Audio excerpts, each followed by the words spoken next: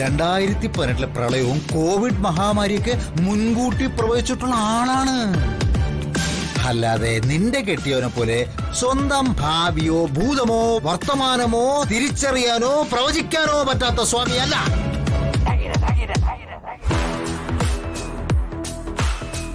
അച്ഛാ, അയാൾ എത്തിയിട്ടൊന്നുമില്ല. വാച്ചും മൊബൈലൊന്നും ഉപയോഗിക്കാത്ത ആളായതുകൊണ്ട് ചിലപ്പോ സമയം അറിയാതെ സ്വാമിജി അവിടെ തെണ്ടിത്തിരിഞ്ഞ് നടക്കുന്നുണ്ടാവും. ഫോണില് മാപ്പ് നോക്കി വരാനൊന്നും പുള്ളിക്കറിയില്ലല്ലോ. എന്തോ സൂര്യന്റെ നിലം നോക്കി സമയം പ്രവചിക്കുന്ന സ്വാമിജിക്ക് നേരം തെറ്റില്ലടാ പോത്തെ. സ്വാമിജിയോ? അതാരാ? ഏത് സ്വാമി? ജിതേട്ടനോട് ചോദിക്കും. സ്വാമിജി ആരാ? അയാളെങ്ങനെ ഇവിടെ വരുന്നേ? അല്ല, അത് വിദ്യ ഞാനേ. ഓ കാഷ്ടം. സ്വാമി വന്നു.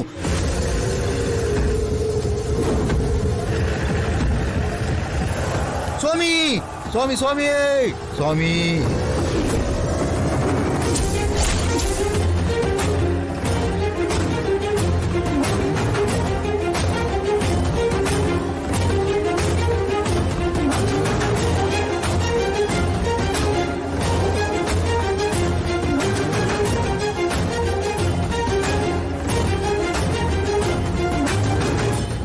വന്നാട്ടെ,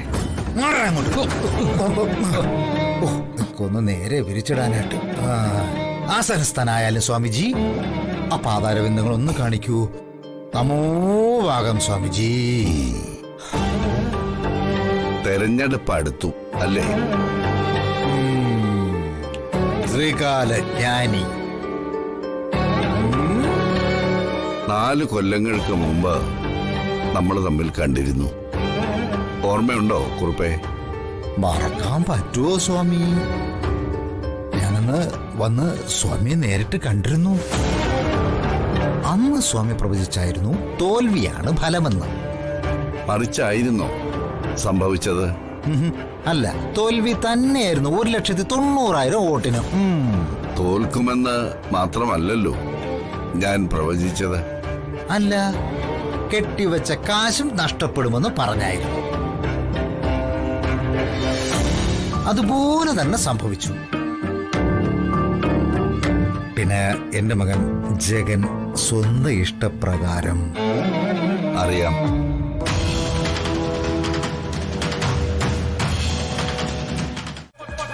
എന്താണ് പതിവില്ലാതെ എന്റെ വരവും കാത്ത്?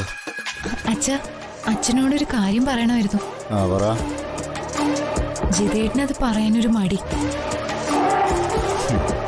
ഒന്നിനും മടിയില്ലാത്ത നീയുണ്ടല്ലോ, പറഞ്ഞു.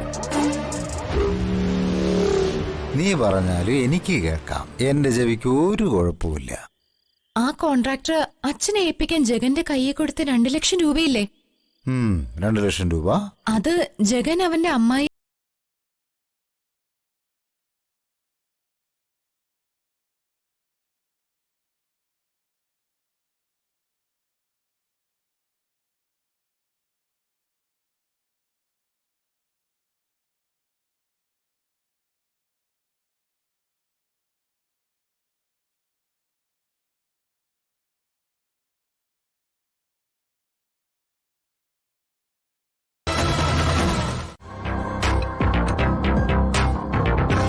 ആ കോൺട്രാക്ടർ നിന്നെ ഏൽപ്പിച്ച 2 ലക്ഷം രൂപ എവിടെ?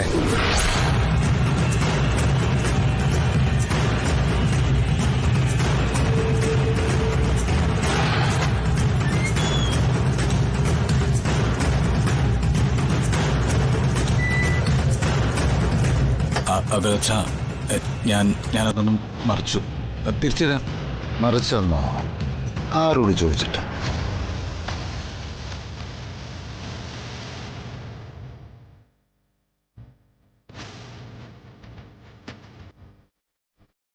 $2 ലക്ഷം എനിക്ക് പുല്ല. പക്ഷെ നിന്റെ അമ്മായിയപ്പൻ ആ ഏരണം കെട്ട മാധവൻ നായരുടെ കടം വീട്ടാനുള്ളതല്ല.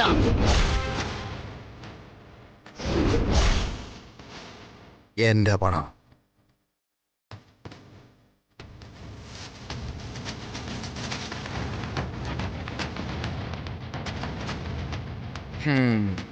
നിന്റെയും നിന്റെ കെട്ടിയോളുടെയും ചെലവ് ഞാൻ നോക്കാം. ജനിപ്പിച്ചു പോയില്ലേ ദാ ഇതുപോലെ. പക്ഷേ നിന്റെ അമ്മായിയപ്പന്റെ ചെലവും കൂടി നോക്കാനുള്ള ബാധ്യത അതെനിക്കില്ല.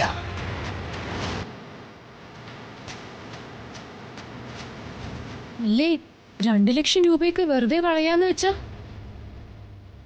പണം ഉണ്ടാക്കുന്നവർക്കേ അതിന്റെ പാടറിയൂ.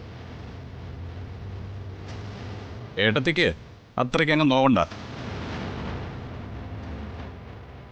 കോൺട്രാക്ടറുടെ കൈക്കൂലി പണം ഒരു നല്ല പ്രവൃത്തിക്ക് ചെലവാക്കിയെന്ന് വിചാരിച്ചാൽ മതി.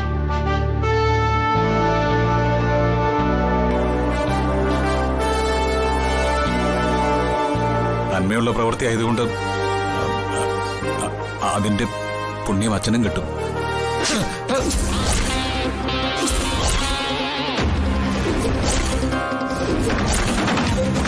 ആ പുണ്യം എനിക്ക് വേണ്ടടാ, നാണമില്ലാത്തവനെ.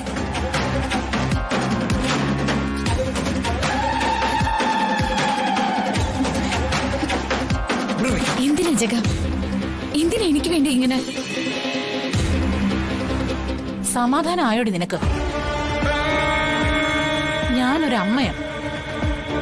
എന്റെ മോൻ ഇങ്ങനെ അടികൊണ്ട് നിൽക്കുമ്പോഴേ എന്റെ ചങ്ക് തകരും. അടിച്ചത് വേറെ ആരും അല്ലല്ലോ, തിരുത്ത ഉത്തരവാദിത്തപ്പെട്ട അച്ഛൻ തന്നെയല്ലേ. അതിന് അമ്മയ്ക്ക് എത്ര നോവേണ്ട കാര്യം എന്താ? നോകൂടി, ആ നോവേ നിനക്കറിയില്ല. നിർത്തടി നിന്റെ പ്രസംഗം. ഇവന്റെ എല്ലാ നെറികേടിനും കൂട്ടു നിൽക്കുന്നത് നീ ഒറ്റൊരുത്തിയാ.